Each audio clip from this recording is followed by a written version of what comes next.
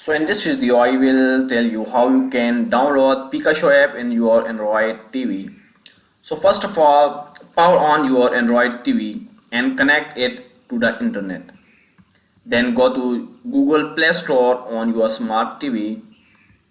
Then search for downloader and install it on your Android TV.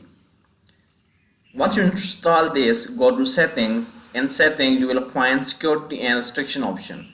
Then go to install unknown apps and allow permission for downloader app. After that, just launch the downloader app from your apps section that you have already downloaded. Then type the Pikashow APK download address and press go. Once you press go, wait for the Pikashow APK file to finish downloading. Once it's downloaded, just select install and wait for the installation process to complete. After that, just go to your apps list and open Pikashow on your Android TV. That's it. You have successfully downloaded and installed Pikashow on Android TV.